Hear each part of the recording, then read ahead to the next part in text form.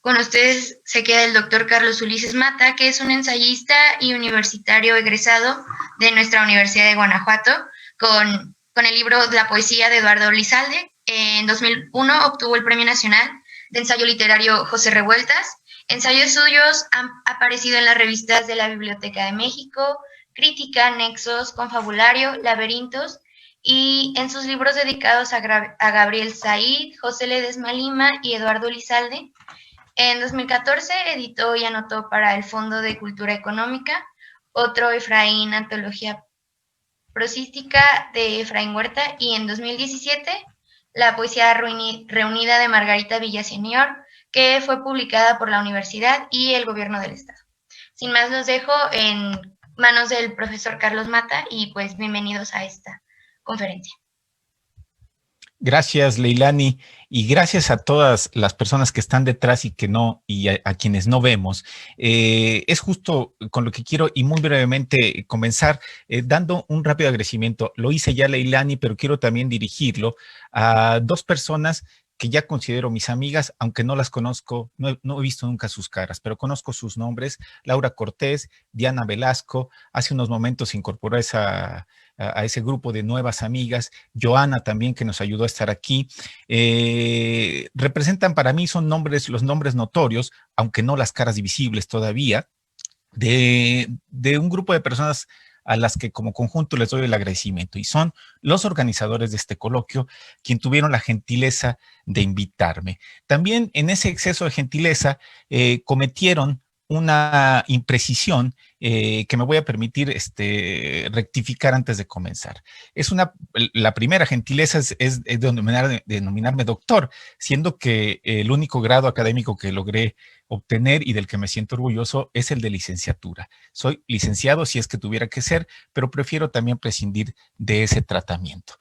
La otra imprecisión que procede de la generosidad de estos amigos, de Laura, de Diana, de Leilani, de Joana, es el hecho de haber titulado a mi intervención Conferencia Magistral. Es algo que yo no solicité, pero que la gentileza de ellas quiso llamarla así. Haré una rectificación simplemente para decir que, como no me gusta prometer lo que no puedo cumplir, llamaré mejor a esta intervención Conversación Amistosa. En lugar, tachen ustedes en sus programas Conferencia Magistral y pongan, por favor, Conversación Amistosa. Espero que al final precisamente podamos tener esa conversación.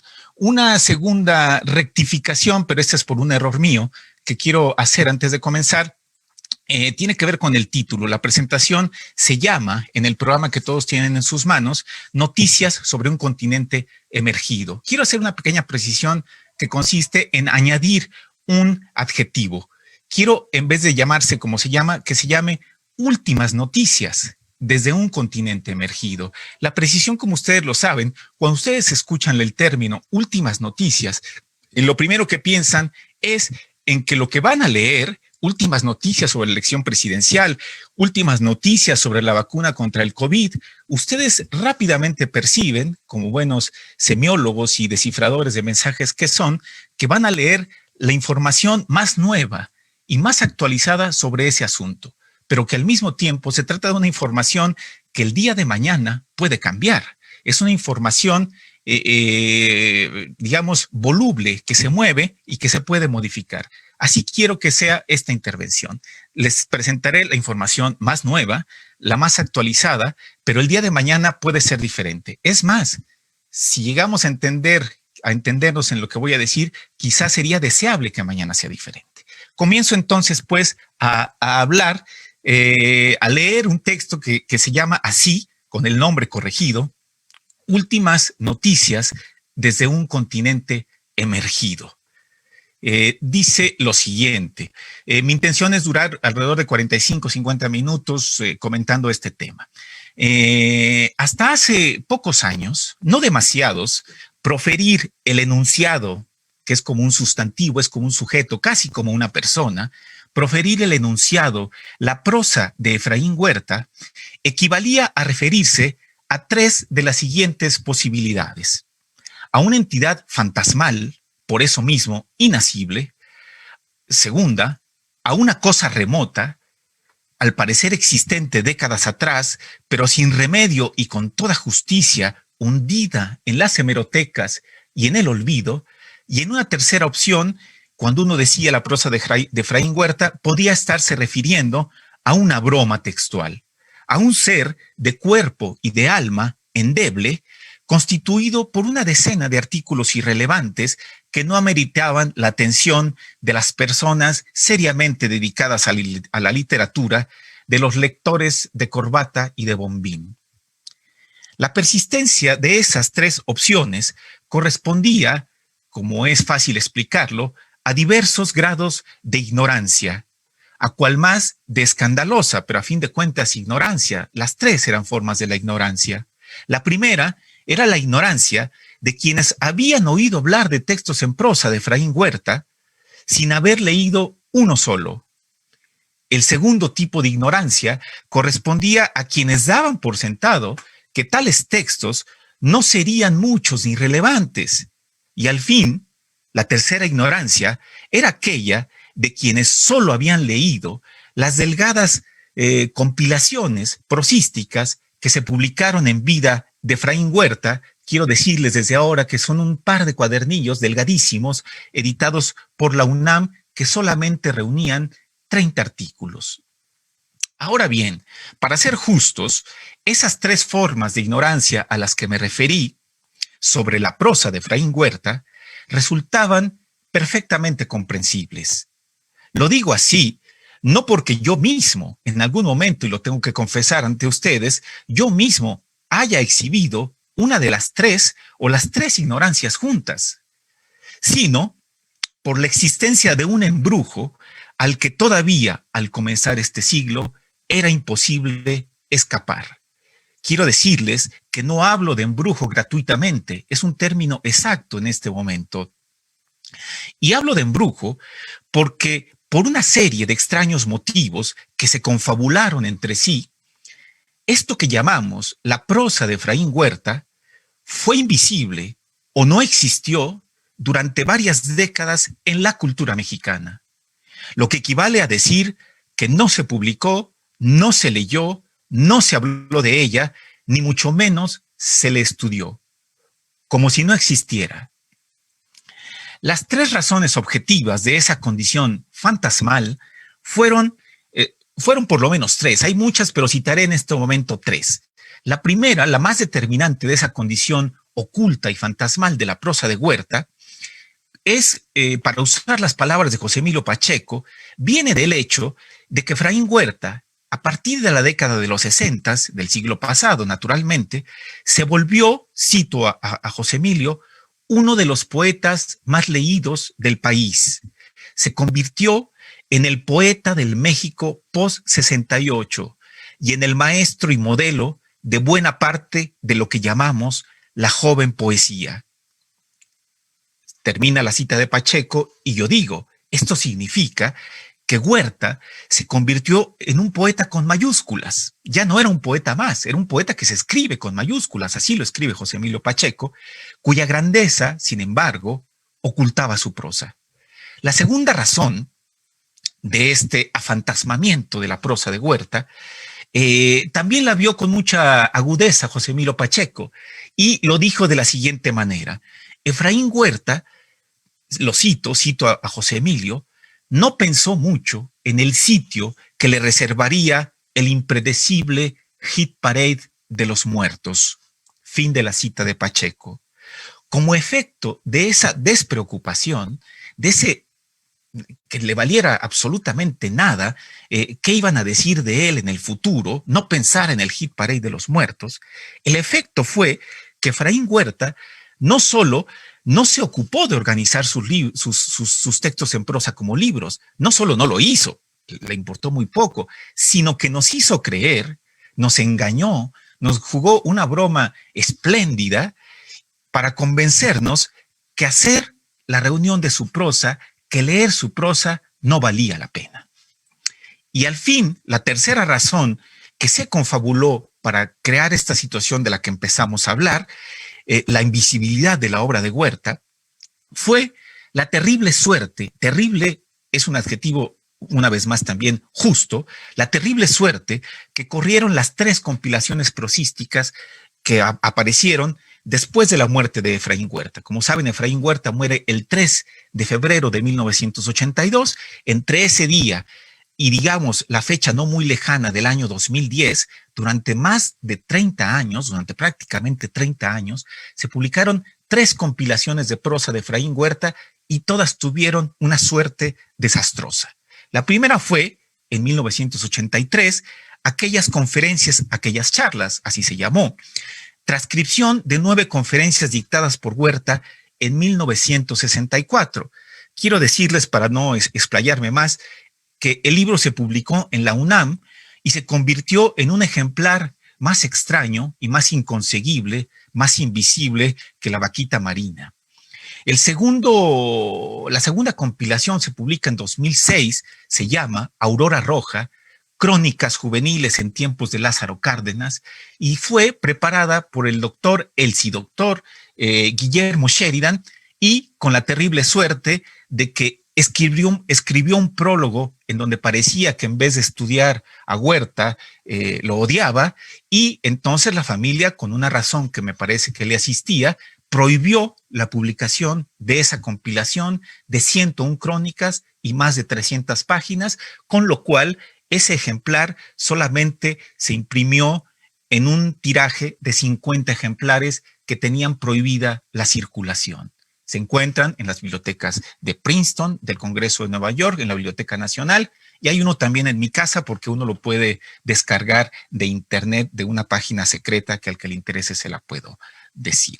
Y hay una tercera compilación que se publica entre el año de la muerte y 2010, que es Close Up, que ustedes dirán que qué maravilla porque se publicó en Guanajuato. Me parece que esa maravilla no fue tanta porque esa edición de 500 ejemplares se repartieron 250 para la universidad, 250 para el gobierno del estado, y quiero decirles que esa compilación de artículos de cine no se conoció más allá de las fronteras de Tarandacuao. Así pues, la descripción de este sombrío panorama es un proemio necesario, algo dramático, lo acepto, pero tengo que señalar la gravedad de la situación, luego de este proemio, ya puedo decirles a ustedes, a quienes me escuchan, que no se angustien más, que no se indignen más en este momento e incluso que renuncien a la idea de tomar las armas para saldar tan infamante injusticia. No solo eso, puedo asegurarles que para tranquilidad de los lectores y de los fans, y para honra de este país poco honroso, y sobre todo para el gozo de quienes amamos a Efraín Huerta, la realidad alrededor de este enunciado que es nuestro protagonista de nuestra conversación, la realidad alrededor de eso que significa la prosa de Efraín Huerta, se modificó sustancialmente y positivamente a raíz de 2014 con la llegada del centenario natal, que como saben se celebró en ese año.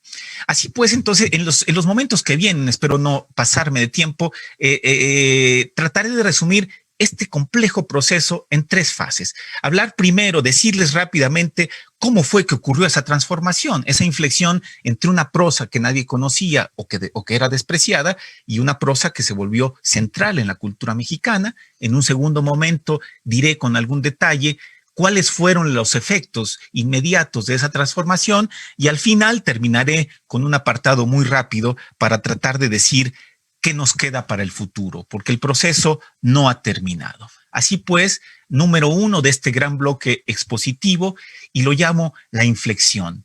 ¿Qué pasó para que las cosas cambiaran entre lo sombrío y lo luminoso? Aunque es rigurosamente cierto que la prosa de Efraín Huerta permaneció sumergida, olvidada, sin leer ni editar durante décadas después de su muerte, su suerte, esto es importante decirlo, no siempre fue esa, sino fue justamente la contraria, la de un autor que, antes de que ocurriera este ocultamiento, estuvo presente casi cada día en un sinfín de publicaciones de todo tipo. Un simple apunte anecdótico ilustra la integridad de la dedicación de Efraín Huerta a la prosa. Efraín Huerta empezó a escribir prosa antes que escribir poemas y no suspendió jamás esa actividad hasta que tuvo vida, para decirlo rápidamente. Por ejemplo, el último poema que Efraín Huerta escribió, probablemente el último que escribió, no lo sabemos, pero el último suyo que se conoce, rescatado de entre sus papeles personales, lo firmó en julio de 1981, 6 meses antes de su muerte. Y en contraste, Efraín Huerta, el último día que tuvo conciencia en este mundo, el último día que estuvo sentado en su escritorio, estaba frente a su Remington escribiendo un artículo de prosa. Ese artículo se publicó 10 días antes de su muerte.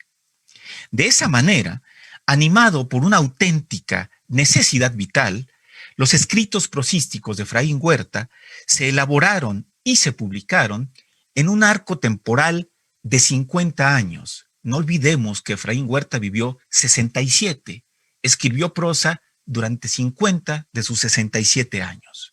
Ese arco luminoso, ese arco de trabajo, de dedicación a la prosa, se inició en septiembre de 1933. Esto es lo que sabemos. Probablemente el día de mañana descubramos un artículo más viejo aún. El más viejo que conocemos se publica en septiembre de 1933 y se llama Estética de la calle. Qué curioso. Es un texto que apareció en un periódico estudiantil publicado en la ciudad de Irapuato.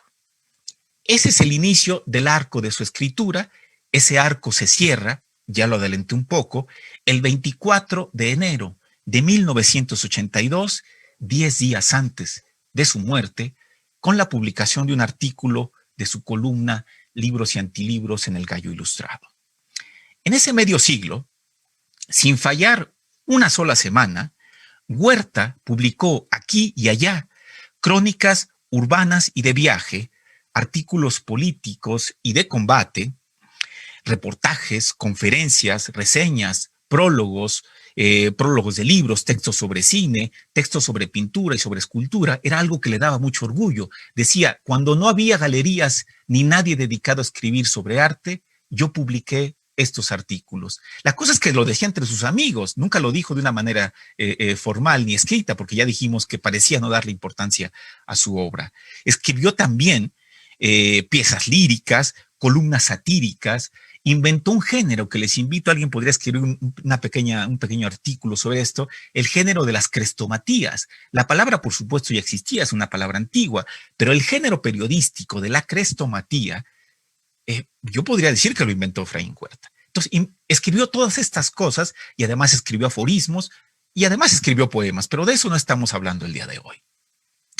Con muy pocas excepciones, la inmensa mayoría de esos escritos los redactó Huerta para su publicación casi inmediata en medios periodísticos. Quiero decir, en diarios, en semanarios, en revistas, en suplementos culturales y, ojo, no en libros. Esto hay que tenerlo muy en la cabeza, grabado. La prosa de Huerta nunca pensó en que tenía que guardarla en libros. Y este hecho de publicar en periódicos y no en libros determinó una circunstancia, bueno, muy compleja, pero solamente la describí de forma general. Determinó, entre otras cosas, que Huerta se dedicara durante estos 50 años de su vida a elaborar textos, sobre todo relativamente cortos y siempre compactos, a adoptar una especie de, vamos a decir, un estilo, a practicar una concisión muchas veces sumaria. Y también tuvo como efecto el apogeo de una intención reactiva y beligerante. ¿Qué quiero decir con esto? Reactiva porque estaba muy en contacto con la realidad, reaccionaba a las cosas que pasaban, estaba conectada con la realidad y en realidad muchas veces la comentaba. El momento de la elaboración, el momento de la lectura estaba directamente conectado con la circunstancia que lo había originado. Trátese de los infinidad de temas que Efraín Huerta llegó a tratar en sus artículos.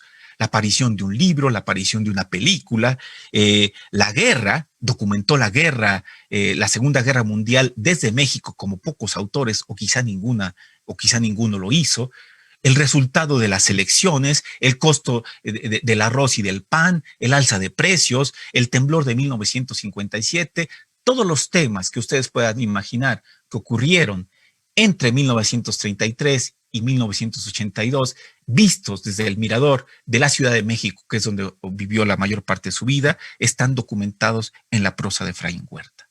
Sin embargo, cuando él los escribía, desde el presente de Efraín Huerta, por supuesto que él ni nadie tenían por qué ponerse a preocupar de qué iba a pasar con esos artículos cuando pasaran 50 años, cuando llegáramos a 2020, estuviéramos en un coloquio sobre su obra y tuviéramos el gravísimo problema de que no conocemos esos libros.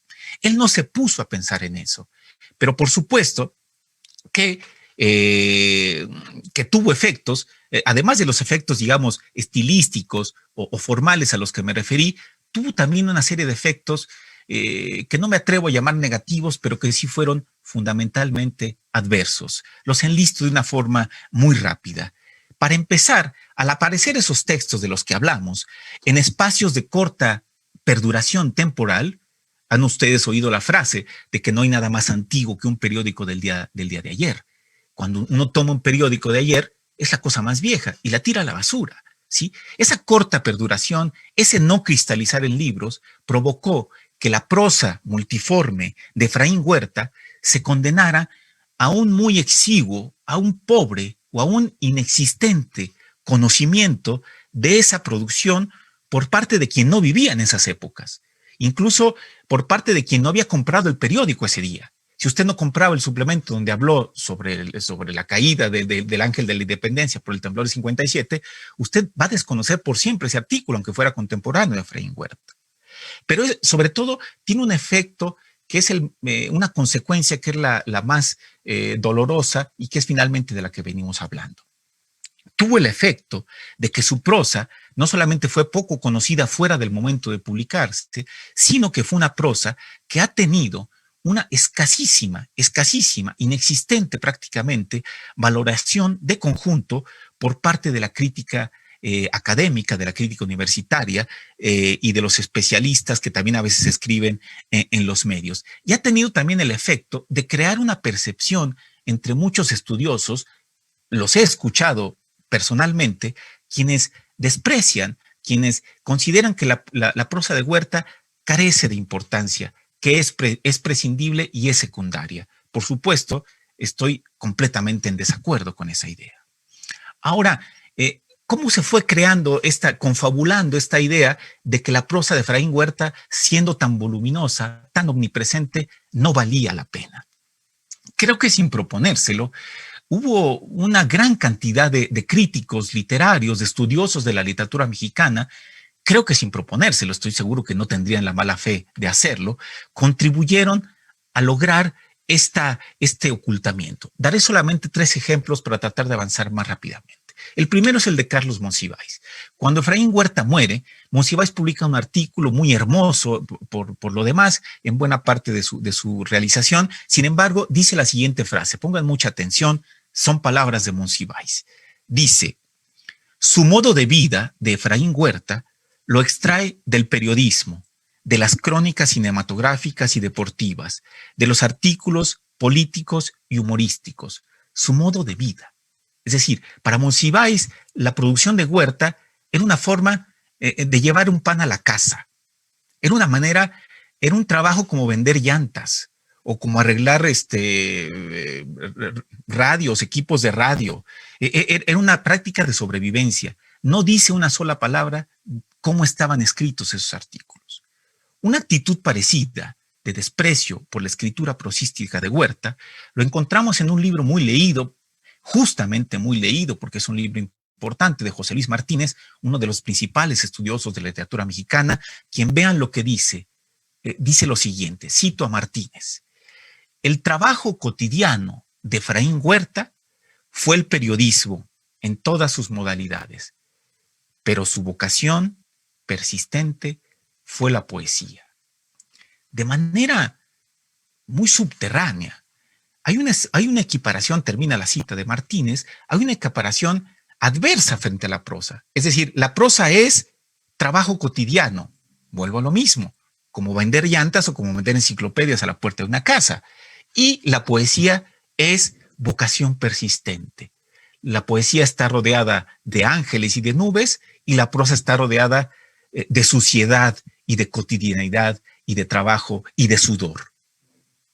Vean ustedes el contraste y todos los efectos que esta declaración tiene.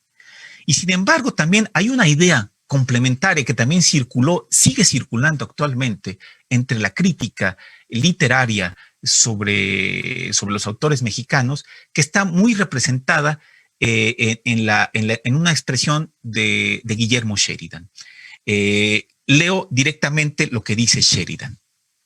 Bueno, sobre todo quien ya arriba vimos que reducían a una actividad alimenticia o a una actividad secundaria. Sheridan va un poco más allá en este desprecio de la prosa al señalar que toda la prosa de Huerta tenía el fin de polemizar y de cumplir tareas ideológicas. Sus palabras son estas: la práctica del periodismo de combate es algo para lo que Huerta está predestinado.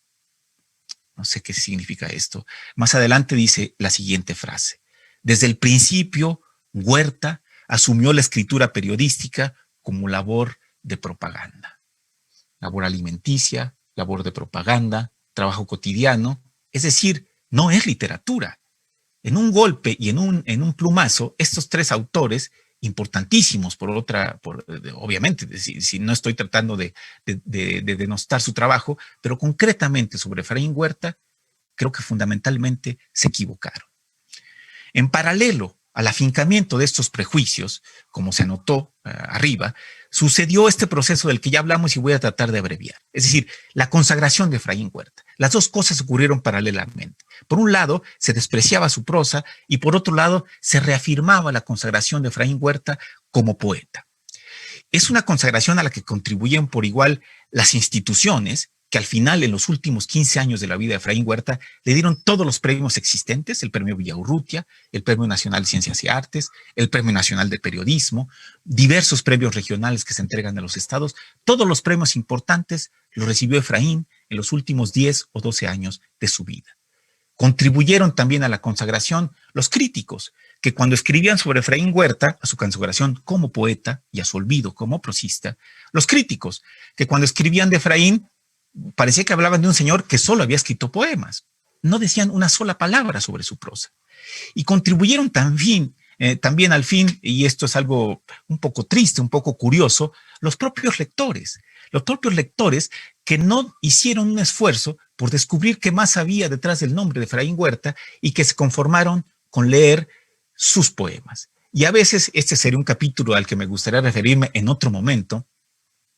Solo cierta parte de sus poemas, aquella parte más que yo llamo más ruda, la más provocativa, la más desmadrosa de la poesía de Efraín Huerta, que sobre todo, bueno, el Manifiesto Nalgaísta, Juárez Loreto y sobre todo los poemínimos, que a mí me parece que esta inclinación, esta parcialización de la obra de Huerta era una acentuación de la parcialización que ya existía. Primero, se olvidaba el prosista, se quedaba el poeta, y dentro del poeta se quedaba el lector solamente con los poemínimos. Este es un tema sobre el que en otra ocasión me gustaría conversar con ustedes.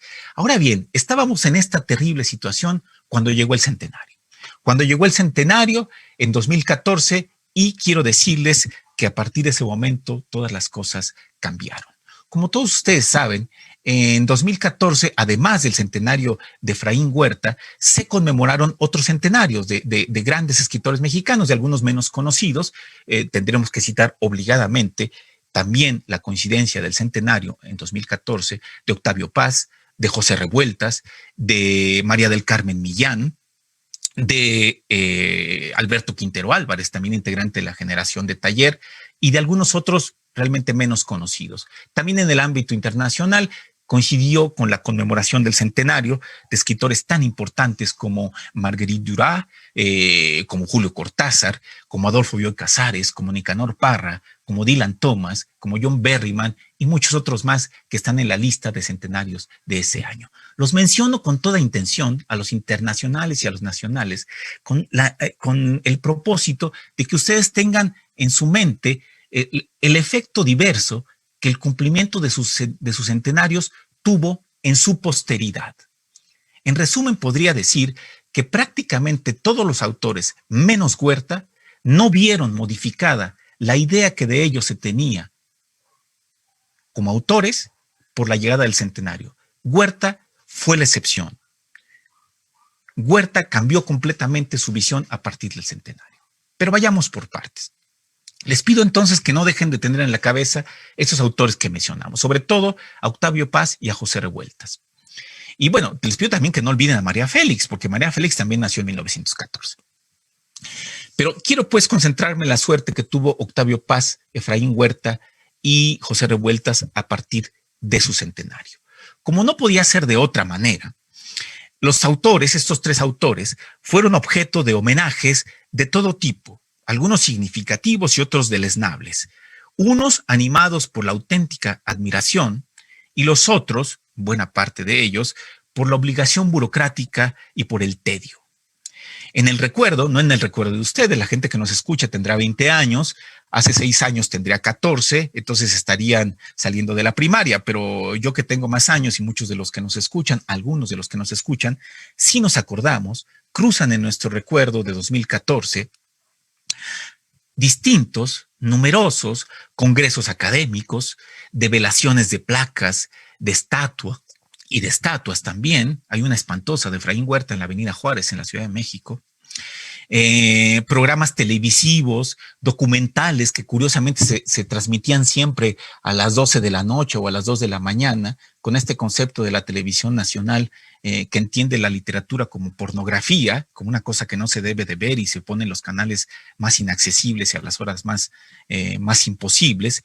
Hubo de todo, hubo esto, hubo inscripción de sus nombres en letras de oro, en distintos espacios, en palacios, en cabildos. Hubo jornadas de recitación. Los niños de las escuelas primarias y secundarias nunca habían recitado tantos poemas de Efraín Huerta y de Octavio Paz. En el caso de Revueltas la tenían más complicada porque sus textos no son de digestión muy accesible para los estudiantes de secundaria. Hubo, en fin, multitud de actividades y sobre todo hubo, en los tres casos, una abundante producción bibliográfica, libros, y esto es lo que nos importa. Antes de decir cuáles son los libros y cómo, cómo tuvieron distinto efecto la publicación de estos libros en el centenario de los tres autores, los invito a que piensen en una cosa. Cuando llegamos a 2014, cuando esos tres autores se hicieron centenarios, tanto Octavio Paz como José Revueltas, desde por lo menos 20 años atrás, ya tenían obras completas. Ya había obras completas de Octavio Paz, incluso en vida de Octavio Paz. Recuerden que él murió en el 98. Desde que él estaba vivo existía, aquí a mi espalda está, pero no la puedo mostrar, la edición de sus obras completas en 15 volúmenes y alrededor de 8,000 páginas. La obra de Revueltas también había sido publicado bajo el formato de obras completas en 26 tomos por la editorial Era. ¿Y qué pasaba con Efraín? Efraín llegó al centenario con un solo libro de poesía completa, accesible en las librerías. Si quieren ustedes distintas antologías, si quieren ustedes alguno de esos títulos de la poesía completa, sueltos. Octavio Paz, 15 tomos, 8,000 páginas. José Revueltas, 26 tomos y 10,000 páginas. Efraín Huerta, un solo tomo de 600 páginas en las librerías. Con ese panorama de partida, lo que ocurrió fue más o menos lo siguiente. Las obras de Paz, las obras de Revueltas, se volvieron a publicar. Ya estaban, qué bueno. Celebro que hayan vuelto a publicarse en ediciones elegantes, en ediciones populares, en ediciones completas, en ediciones sueltas. Se divulgó además una gran cantidad de libros sobre las obras de estos autores, que me parece que es realmente muy relevante. Pero deténganse en una cosa. Ni de Paz ni de Revueltas se publicaron textos nuevos. No hay inéditos de Paz, no hay inéditos de Revueltas, porque, por una razón muy obvia, su obra estaba ya publicada. En ruidoso contraste, en escandaloso contraste, por fin a su favor, lo que ocurrió con Efraín Huerta fue verdaderamente formidable. Se reeditó, por supuesto, su poesía completa, Se reeditaron algunas antologías, se hicieron ediciones de los poemínimos ilustradas para niños, antologías solamente de sus poemas de amor, antologías solamente de sus poemas políticos. Se recuperó, de hecho, se agregó la poesía completa con un corrido que tuve la suerte me tocó en suerte encontrarlo a mí. Esa es otra historia que un día les contaré. Se publicó una hermosa iconografía que preparó mi amigo, el investigador Emiliano Delgadillo, pero sobre todo esto es una maravilla, pero todo esto lo sabíamos ya. Hace 30 años teníamos estos libros. Es decir, eso está muy bien que se haya reeditado, pero sobre todo, además de esto, la auténtica novedad provino de la franja ignorada de la obra de Efraín Huerta, el famoso continente sumergido de cuya emersión, de cuya aparición estamos hablando. La novedad vino de la prosa de Efraín Huerta. En este punto, quiso la circunstancia festiva y la voluntad de la familia Huerta Bravo. Todos saben que Efraín tuvo dos familias, la primera familia Huerta Bravo y una segunda familia, la familia Huerta Nava. Bueno, la voluntad de la primera familia, Huerta Bravo, y la buena disposición del Fondo de Cultura favoreció que en ese año de 2014 se publicara la antología más amplia existente hasta entonces de la prosa de Efraín Huerta. Un libro de poco más de 600 páginas que reúne 176 textos de prosa, solo de prosa de Efraín Huerta, entre reseñas, artículos, conferencias, prólogos y entrevistas que corresponden a un periodo que va de 1936 a 1981.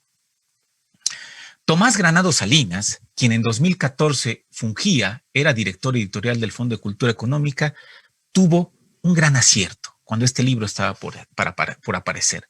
Decidió ponerle un título extraordinario, conciso y revelador. La antología se llama El Otro Efraín, antología prosística de Efraín Huerta.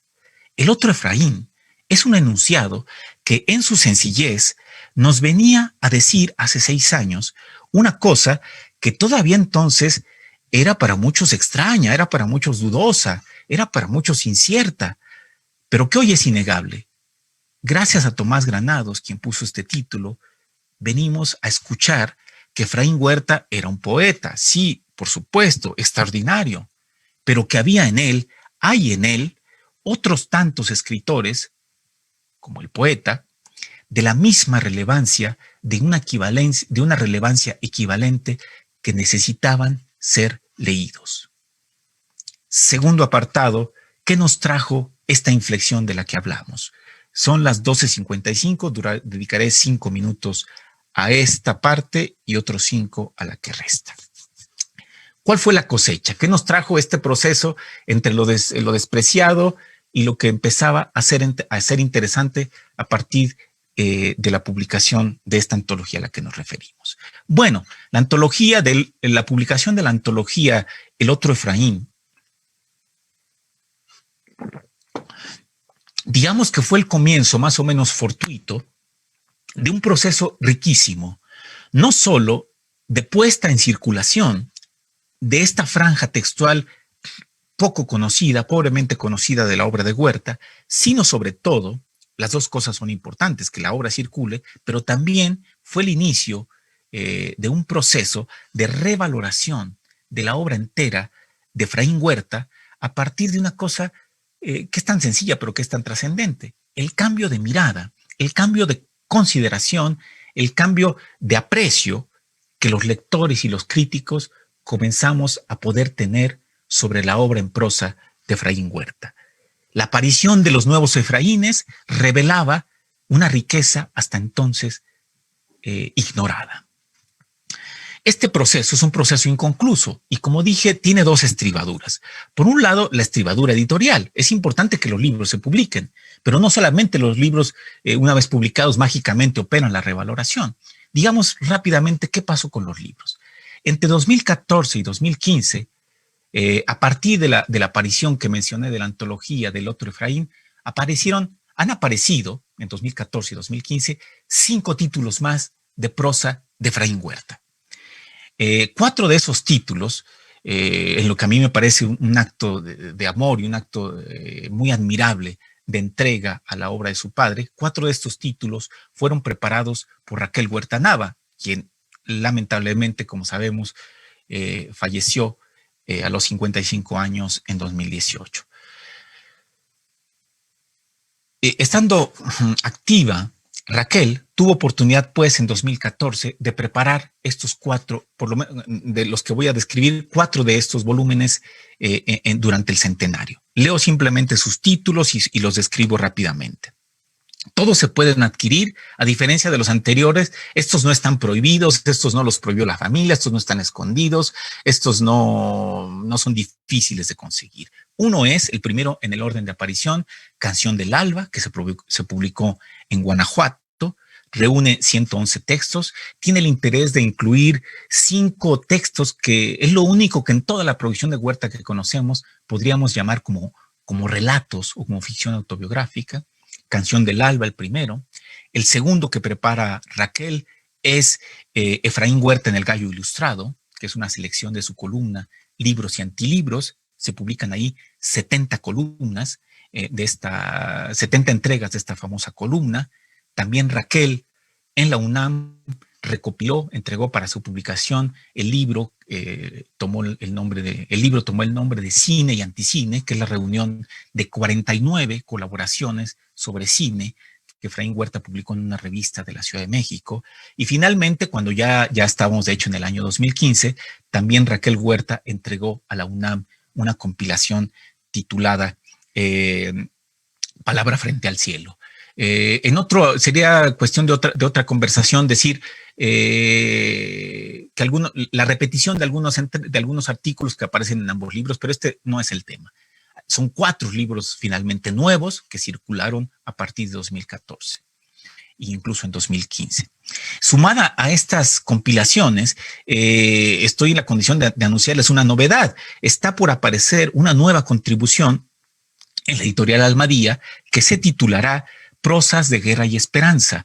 Es una selección de 186 artículos. Fíjense ustedes, de un solo golpe está por aparecer una compilación de artículos más grande de toda la que se publicó en la vida de Efraín Huerta. Esta compilación aparecerá en la editorial Almadía, iba a aparecer antes, pero la pandemia impidió su publicación. No entraré en detalle porque precisamente mañana a las 6 de la tarde, en este mismo coloquio y en este mismo canal, el coordinador de ese proyecto, el doctor Sergio Ugalde, un extraordinario profesor de la UNAM y egresado del Colegio de México, hablará sobre esa nueva contribución. Yo la menciono porque forma parte, es un testimonio más de esta inflexión de la que venimos hablando. Teniendo pues a la lista estos 6 libros anotados, los 4 que preparó Raquel, el que preparó Sergio Ugalde y el otro Efraín, si quieren ustedes, incluso desde una perspectiva numérica, estadística, va a ser muy notorio cómo el cambio de consideración de la obra había ocurrido. En vida de Efraín Huerta, ya lo dijimos, se publicaron solo 140 páginas de su prosa, 30 artículos. Entre su muerte y antes del inicio del centenario, entre su muerte en 1982 y 2013, en 41 años, se publicaron 940 páginas, pero ya dijimos que nadie las leyó. 400 las prohibió la familia, otras no salieron de las bodegas de la universidad o del gobierno del estado, y las otras tantas las publicó la UNAM y no conozco a nadie que tenga un solo ejemplar de ese libro. Con la llegada del centenario se han publicado 3,000 páginas de prosa de Efraín Huerta. Lo esencial, sin embargo, no se reduce a las cifras. En términos literarios es donde la transformación es más elocuente, gracias a los libros mencionados, porque son los libros que tienen un efecto cualitativo en la percepción de los escritores. Y esa transformación nos pone en una realidad nueva. Hoy podemos decir que gracias a esos libros, en 2020, Huerta es ya un autor al que leemos y entendemos no solo de una mejor manera, sino lo entendemos de otro modo. Es un autor dotado, gracias a estos libros, que los invito a que lean si no es que han leído ya, dotado de rasgos en los que antes no habíamos reparado. No sospechábamos que él tenía también estos alcances intelectuales o escriturales. Y también, y esto es fundamental, Huerta, si consideramos, volvemos a la comparación con Revueltas y con Octavio Paz, tras el transcurso, luego del transcurso del centenario, Huerta es, entre estos tres personajes célebres, de quien ahora nos percatamos que ignoramos más cosas. Pero esto tiene el efecto que es también el autor de quien ahora descubrimos que tenemos más tareas por hacer, que nos quedan más cosas, nos queda un importante trabajo editorial, de investigación y de crítica por delante. Y a la vez nos queda un trabajo inmenso de divulgación de la obra que no ha sido rescatada y que podría ser dada a conocer en suplementos, en libros o en los medios electrónicos que ahora ofrecen esta posibilidad.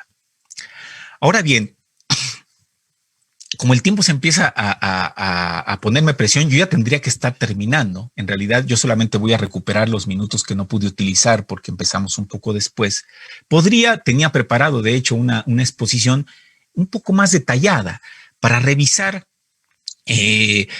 cuáles son los elementos, digamos, objetivamente identificables que hacen importante la prosa de Efraín Huerta, pero esta parte les anuncio ahora mismo, me la voy a saltar, la voy a resumir diciendo que se pueden decir muchas cosas, se pueden escribir tesis completas, pero como el tiempo nos tiene un poco con presión, diré que la importancia de esta prosa, lo que motivó, lo que nos ha llevado a convencernos de que Efraín Huerta no era solo el autor que conocíamos, es que se trata de artículos, una producción literaria que tiene de entrada una importancia literaria, que no le concedían los críticos a los que escuchamos, que no le concedía ni Guillermo Sheridan, ni José Luis Martínez, ni Carlos Monsiváis. Ahora podemos nosotros contar con los elementos para decir que esta prosa tiene una importancia literaria. Podemos también saber, gracias a la lectura de estos artículos, que tiene también una importancia histórica. Como esto da para mucho, preferiré ni siquiera empezar a decirlo. Tiene también un tercer tipo de importancia, que es una importancia crítica. ¿A qué me refiero? Quiero decir que la prosa de Efraín Huerta nos ayuda a leer críticamente mejor y críticamente de una forma más provechosa la poesía de Efraín Huerta. Hay muchas más cosas que decir, pero también aquí estoy abreviando este apartado de la exposición. Y finalmente, y también estoy siendo muy sumario en mi exposición, la prosa de Efraín tiene una importancia biográfica. Porque hay una reiterada puesta en primer plano del autor hablando en primera persona. Pero bueno, cada uno de estos apartados yo tenía considerado hacer una pequeña exposición, citar algunos ejemplos, pero también es cierto que luego hablo de otras cosas y no uso mi tiempo de la forma más apropiada. Lo que sí podemos decir con todo lo que venimos diciendo es que sin titubeos ni sombra de dudas, hoy tenemos que decir, hoy podemos decir, no solamente podemos, sino tenemos que decir que los escritos en prosa de Efraín Huerta son parte sustantiva de su aportación y de su legado estético, intelectual y moral. Que la prosa no se añade a la poesía, convive con ella. Que la prosa amplía y mejora el disfrute de sus poemas. Que la prosa no pretende equipararse a los versos, pretende hacerse según sus propios códigos y sus propias exigencias. Y que al fin la prosa es otra forma verbal de cumplir su extraordinaria vocación literaria y humana. 5 minutos más para cerrar el apartado que anuncié y que llegaría al final. El apartado lo he llamado la futuridad de Efraín Huerta. Futuridad es distinto de posteridad, así lo entiendo yo o así me lo invento, porque la futuridad la podemos controlar, la posteridad no. La posteridad escapa a nuestras manos. La futuridad es aquello que está más allá del presente, pero ese es un territorio en el que podemos intervenir. Al presentar la antología de prosa de 2014, que estuvo a mi cargo, la del Fondo de Cultura, formulé por escrito 2 preguntas. Quiero recordar esas preguntas aquí porque creo que plantearlas resulta útil para esclarecer un poco el panorama de lo que nos queda por hacer. La primera pregunta que me hice entonces en 2014 y que vuelvo a hacerme y que les hago a ustedes que me escuchan es esta. ¿Será posible algún día reunir, delimitar con precisión y reunir en una misma mesa o en un mismo cuarto, en un mismo centro de investigación, la totalidad de los textos prosísticos de Efraín? Segunda pregunta. Aun si lográramos ese fantástico objetivo en esa sala conjetural en donde estuviera la obra completa en prosa de Efraín Huerta, me pregunto y les pregunto, ¿sería deseable publicarla toda? Aunque han transcurrido 6 años de que hice públicamente estas preguntas, me doy cuenta y me sorprende que mi respuesta a ellas ha pasado de ser optimista a ser pesimista. En cuanto a la posibilidad de reunir toda la obra en prosa de Efraín Huerta en una mesa, sumariamente diré que ahora creo que es imposible. Es imposible por el estado desastroso de las hemerotecas, de los centros, de los acervos documentales del país que están tristemente incompletos y tristemente saqueados y muchas veces mutilados también.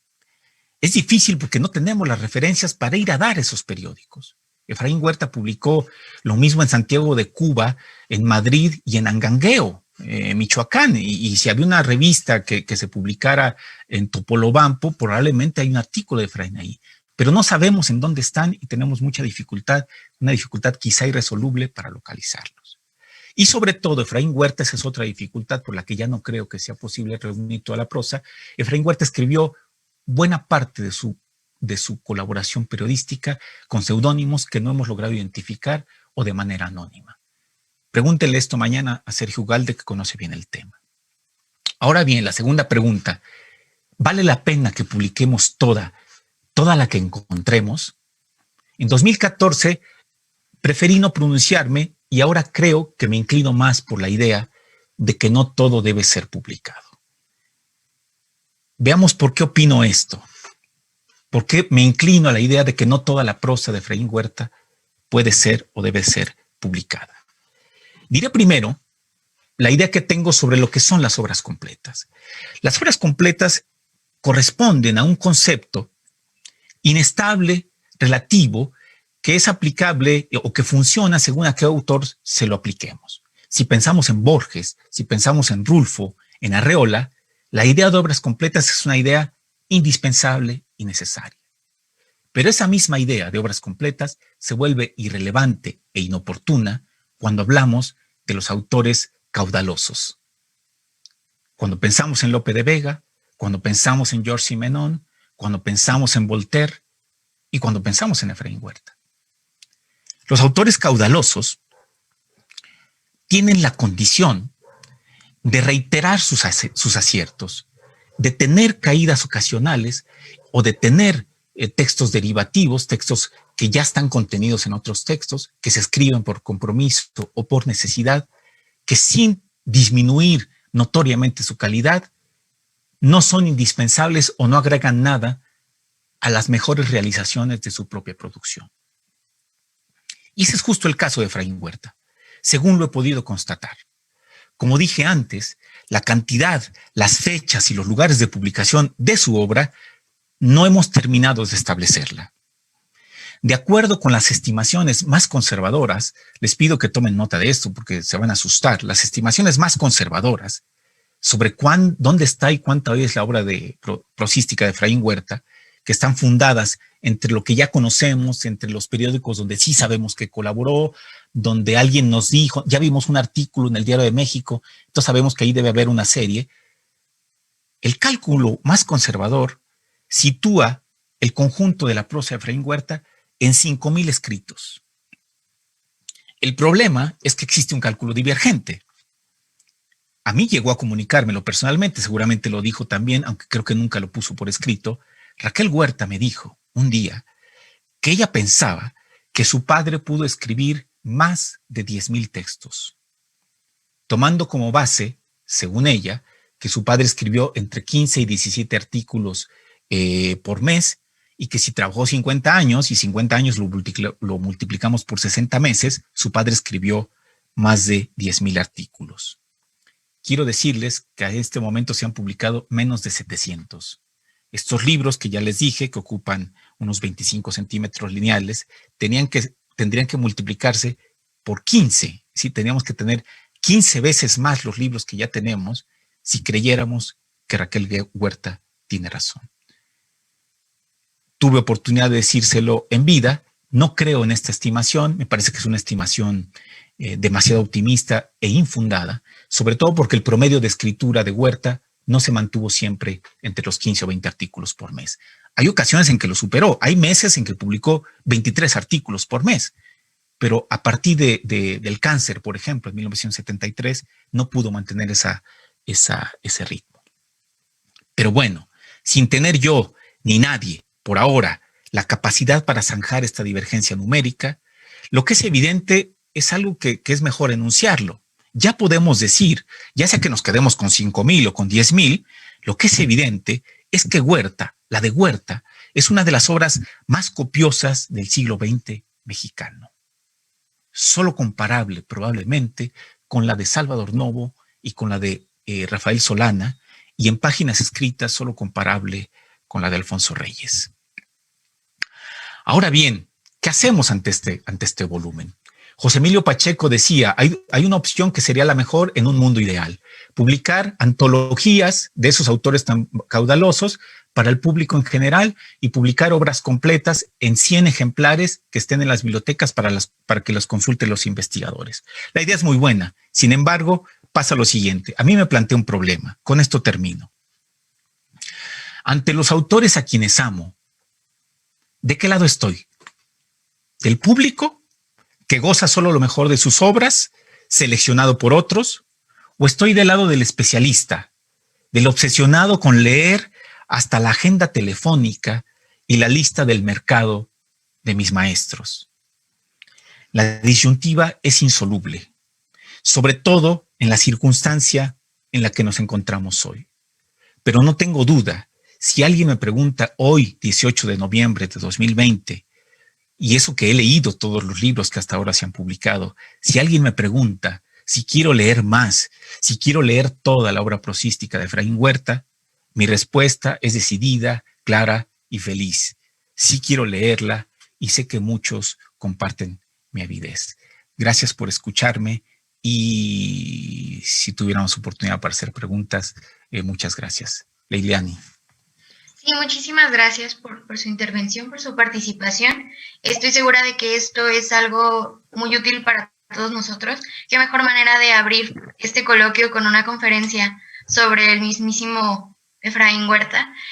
Creo que a todos nos va a servir también para abrir nuestras expectativas sobre lo que hemos leído sobre él, sobre lo que conocemos de su vida, de su obra. Estoy segura que nos va a ayudar también a interesarnos más, ¿no? Para investigar, para, como usted lo dijo, ¿no? Hacer tesis, hacer investigación sobre ello también. Entonces, abrimos paso para las preguntas. Si tienen alguna pregunta o comentario, tanto aquí en la plataforma como en nuestra transmisión en vivo en el Facebook.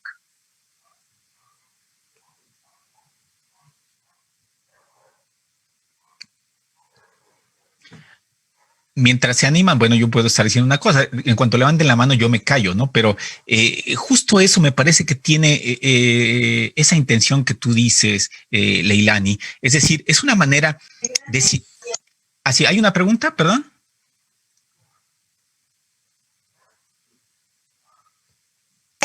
Sí, bueno, yo quería preguntarle ¿Sí? qué tan emocionante o cómo sintió usted la experiencia de trabajar con esta prosa de Huerta que, pues, como usted dice, es casi desconocida. Bueno, la primera impresión antes de la emoción es una especie de desconcierto. Es decir, tienes que sentirte avergonzado. Tienes que sentirte primeramente estupefacto ante la revelación de que el autor a quien tú decías conocer muy bien, que podías citar de memoria algunos poemas, que a ese autor fundamentalmente lo ignorabas o lo desconocías. Cuando yo empecé a tener noticia de la vastedad de la producción prosística de Efraín Huerta, debo decir lo que primero fue en el contacto directo con los familiares de Efraín en las dos ramas, tanto la rama Huerta Bravo como la rama Huerta Nava, quienes me daban testimonio, me mostraban cajones completos con fotocopias, con recortes, algunas hechas, elaboradas por el propio Efraín, y cuando empecé a recoger el testimonio que da Mónica Mansur en un libro muy interesante que se publicó en 1984, se reeditó en 2014, se puede conseguir aquí en la editorial La Rana. Es un libro de curiosidades en donde lo mismo pega los boletos de los camiones donde se subía Efraín Huerta, a las cartas de amor, algunas cartas de amor que le dirigía a las mujeres a las que amaba, ya no diré solamente a sus esposas, sino a las tantas mujeres que amó. Y en donde yo me empecé a dar cuenta que detrás de esos indicios que estaban puestos ahí, en las conversaciones con Raquel Huerta, en las conversaciones con David Huerta, con Eugenia y con Andrea, también hijas de apellido Huerta Bravo, que había un misterio por resolver, digamos, que había mucha obra por descubrir. Les cuento simplemente una anécdota, porque me tocó protagonizarla. Cuando llega el centenario, por la amistad, el conocimiento del que tengo el honor de estar favorecido, de la amistad de la familia, de las familias Huerta, le propusieron al Fondo de Cultura que yo hiciera la antología del centenario. Y el Fondo de Cultura me recibió y me dijo, sí, cómo no, vamos a hacer la gran antología del centenario y hay que seleccionar la poesía completa. Yo les dije, señores, la poesía completa lleva 40 años circulando. Vamos a hacer una nueva antología de lo mismo. ¿Sí? Una nueva selección de excelencias, siendo que la mejor antología de la poesía de Efraín Huerta la hizo El Tiempo. No la tenemos que hacer los lectores. La mejor antología de los poemas de Huerta es la memoria de la gente que ama a Efraín Huerta. Entonces, el proyecto original, el que yo coordiné en 2014, era volver a publicar otra antología de poemas. Yo hablé con David Huerta y le dije, maestro, yo creo que no necesitamos un poema más de Efraín Huerta. Está perfectamente bien publicado. ¿Por qué no hacemos una antología de su prosa? Y además de la prosa, que ni siquiera vamos a tener que ir a buscar a los lugares más recónditos, de la prosa que ya había sido publicada, pero que estaba oculta. Por ejemplo, este coloquio está dedicado a la generación de Taller, ¿sí? Y la gente cuando estaban haciendo la revista Taller, quienes participaban en ella no sabían que se llamaban la generación de Taller. Eso se los pusieron después, todos lo sabemos. Lo más curioso es que en la revista Taller, Efraín Huerta publicó textos en prosa. Y yo le he preguntado a especialistas en esa generación que no conocían esos textos. No es el caso de Salvador. Salvador, que va a hablar el próximo viernes, es un extraordinario especialista en la generación. Pero la gente que hablaba, los libros, las enciclopedias que hablan de la generación de Taller, no decían nada sobre esos textos en prosa. Entonces yo decidí que esa antología que el Fondo de Cultura iba a publicar tenía que empezar por lo menos por publicar los textos de prosa que Efraín Huerta publicó en la revista Taller, que luego le dio nombre a la generación con la que pasó a la posteridad. Que teníamos que publicar también esos artículos que habían aparecido en determinados libros que nadie compraba y que nadie tenía en sus manos. Habría que darles una nueva circulación en una editorial que tenía una mayor difusión.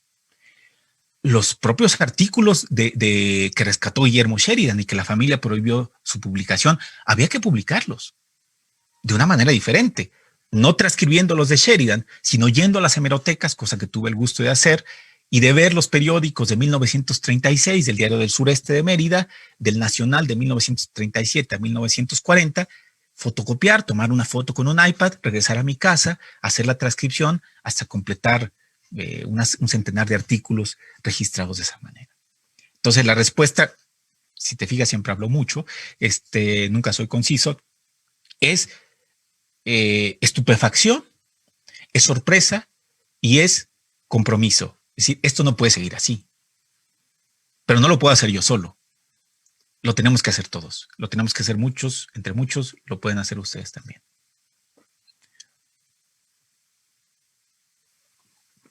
Si hay alguna cosa más que quieran preguntar, yo aquí sigo. Bueno, yo quisiera sí preguntar. Nos cuestiona usted qué sería lo adecuado, si sacar diversos volúmenes o una sola compilación con la prosa de Huerta. ya tenemos algunos adelantos de cosas que se están trabajando, como lo está haciendo el doctor Sergio Ugalde, pero quisiera que nos compartiera su perspectiva de qué escenario nos espera en cuanto a la obra de Huerta para los próximos años o las próximas décadas. ¿Qué visión cree que venga? Sí, gracias. Por fin te conozco, Diana. Por fin sé que tú eres Diana Velasco, quien tantas gentilezas tuvo conmigo en los días previos.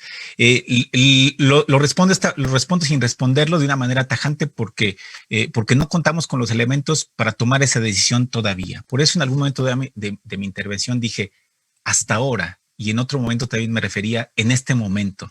Y por eso antes de iniciar la intervención completa, cambié el título de la intervención para no llamarle noticias, sino últimas noticias, y dije que cuando hablamos de últimas noticias, hablamos de lo más nuevo hoy, y eso más nuevo hoy puede ser diferente mañana. Entonces, una vez adelantado esta especie de pretexto que me justifica para no pronunciarme de una manera definitiva, creo que la tarea más inmediata es la tarea de documentación y de registro. Es decir, para que podamos tomar una decisión acertada para contribuir a modelar la futuridad o la posteridad de Efraín Huerta, tenemos que conocer una dimensión muchísimo más amplia de su obra prosística que la que conocemos hasta ahora. Es decir, si le creemos a Raquel Huerta Nava, que en paz descanse, que decía que teníamos 10,000 artículos, sea que le creamos a ella, más que creerle tenemos que ver cuántos tenemos. Ya sea que le creamos a ella o que le creamos a las estimaciones más conservadoras de que son la mitad, de que son 5,000, tenemos que partir de la conciencia de que, como dije, solo hemos publicado 700, ¿sí? Y de que, en efecto, tampoco podemos negar, sin adherirnos a las posiciones que yo traté de desmontar y traté de criticar, sin adherirnos a las posiciones que en este mundo, que sobre ese punto aportan Monsiváis, José Luis Martínez y Guillermo Sheridan, sin adherirnos a ellos, también debemos concederles un poco de razón. Muchos de los artículos de Efraín Huerta seguramente son irrelevantes el día de hoy. Es decir, porque se referían al alza del precio del arroz de ese tiempo, pero después el arroz volvió a subir. Entonces, después escribió otro artículo sobre el alza del arroz, ¿no? Y entre el alza del arroz de marzo y el alza del arroz de septiembre y el alza del arroz de diciembre, los artículos se van a aparecer. Estoy haciendo, por supuesto, una caricatura. Lo que quiero decir es que estoy perfectamente convencido, como lo dije cuando cité los ejemplos de los autores caudalosos, Lope de Vega, por ejemplo. Tú no tienes que leer las 500 obras de Lope de Vega, las 1000 novelas que escribió Georges Simenon para darte cuenta de su genio, ¿sí? La Pléiade acaba de publicar una selección estricta de 20 novelas de Georges Simenon. Han cometido el atrevimiento, esta editorial prestigiosa de Francia, de decir que no hace falta leer las 1000, que aquí están las 20 que hacen falta. Pero ellos las tienen todas. Ellos sí las vieron todas y decidieron que había que quedarnos con 20. Nosotros no podemos tomar esa decisión. Nosotros tenemos ante la mirada, en el archivo, en el escritorio de alguna persona. De hecho, Sergio Ugalde, además de lo que va a publicar, tiene otros. Sergio Ugalde tiene unos reportajes extraordinarios que publicó Efraín Huerta en la revista Así y en la revista Futuro. Eso ni siquiera está transcrito, hasta donde yo entiendo. Pero para acercarnos a la cifra de 5,000 o para acercarnos a la de 10,000, nos falta mucho. Entonces, no puedo tomar una posición definitiva porque no tenemos los elementos para tomar una decisión sensata. Entonces, por eso digo que el trabajo, en 2014 dije, ni siquiera no tenemos tiempo de hacer más. Lo que tenemos que publicar es lo que ya se publicó en libros, pero que todos ignoramos. Fue lo que yo hice en la antología. Pero eso ya lo hicimos. Que sigue una tarea que se parece a aquella, pero es diferente. Ir a las hemerotecas, con la guía de maestros como Antonio Cajero, como Sergio Ugalde, desgraciadamente, bueno, como la propia familia de Efraín. La muerte de Raquel, no solo por la amistad, sino por otras razones, es lamentable. Raquel había hecho un trabajo muy importante de documentación de la obra de su padre, pero no quedó en ninguna manos. No sé qué pasó con el archivo de Raquel, ¿no? Raquel tenía identificadas muchas cosas que no había podido fotocopiar, pero que sabía dónde estaban, ¿no? Entonces espero que ese archivo esté a salvo, que algún día tengamos acceso a él y que tengamos tarea no digo yo, ustedes, ¿no? A ver, aquí hay una pista. En el periódico de Tamaulipas se publicaron 50 artículos. Diana, Leilani, ¿quién los encuentra, no? ¿Quién se va una semana a fotocopiarlos, los transcribe, los comparamos con lo que tenemos y decidimos si vale la pena publicarlo? Lo que sigue, pues, en resumen, es trabajo. Ya dije, de Revuelta no se publicaron inéditos que también rescató. Bueno, ese Sergio trabaja todo. Rescató, junto con Antonio Cajero, una obra desconocida de Revueltas que publicó en la UNAM. Artículos publicados en El Popular también. Pero bueno, de Paz no hubo nada nuevo. De Revueltas prácticamente nada nuevo. Y de Efraín nos dimos cuenta que nos falta todo, que nos falta mucho. Pero tenemos que verlo primero. Muy bien, pues ya sabemos, tenemos mucho trabajo nosotros desde este campo. Sí, cómo no, porque qué maravilla que lleguemos, desgraciadamente, sin pastel y sin mezcal al final de las sesiones a festejar el 15º aniversario, la edad de las ilusiones de este coloquio, hablando, qué curioso, no en una cuestión completamente automática o inercial de la maravilla de los poemas de Efraín Huerta, no, sino a estas alturas de la vida, a estas alturas de la muerte de Efraín, que ya tiene 4 décadas de no estar con nosotros, de no estar en la forma ordinaria, y que todavía nos estemos planteando, ¿y qué escribió Efraín? Vamos, me parece que es una auténtica maravilla. ¿Sí? Imagínate, la avidez, yo quiero leerlo todo, por eso lo dije, y de veras lo quiero leer todo, porque yo, si algún testimonio también añadido al que acabo de dar puedo aportar, es que yo, me falta conocer los 5,000 o los 10,000, pero con los 700 que conozco y otros tantos que no se han publicado, porque los amigos, Emiliano Delgadillo o Sergio, me los han enviado en fotocopia de su original, no he leído ni uno que no valga la pena. Hasta ahorita, todos me parece que valen la pena. Algunos de los que desechó Sheridan, en efecto, son muy del día, ¿no? Mañana se llevará a cabo la reunión sindical en donde propondremos a los compañeros obreros si quieren sumarse a la marcha del día 18. Y el siguiente artículo, ayer se llevó a cabo la reunión con los obreros y va a participar la mitad. Y al tercer día publicaba, se llevó a cabo la marcha y los obreros que se habían comprometido no asistieron. Y el otro día nos apedrearon en la marcha. Es decir, esos me parece que, bueno, por obvias razones no tiene mucho sentido publicarlos, pero tenía Efraín una capacidad para ser divertido y para ser sustantivo, incluso eso, que por lo menos los especialistas, los que se dedican a eso, sí tienen que leerlos, aunque diga que la marcha y que la marcha y que la marcha. Y entre todos esos habrá uno en donde, digamos, de la marcha hay que quedarnos con Publicó 10 de la marcha. Este es el bueno, ese es el que merece participar de la futuridad. Ese es el que nosotros ayudamos a que forme parte de la futuridad de Efraín Huerta. Esa tarea tenemos. Una maravilla de tarea.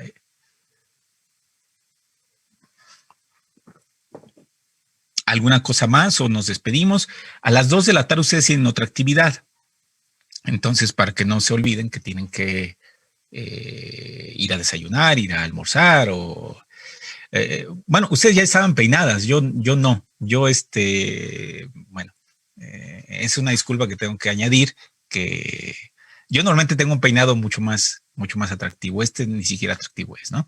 Pero los invito a eso. Digamos, a veces la circunstancia de nacer en Guanajuato, de estar en el lugar de donde es originario el escritor, tenemos determinadas ventajas. Una de ellas es en el aspecto editorial.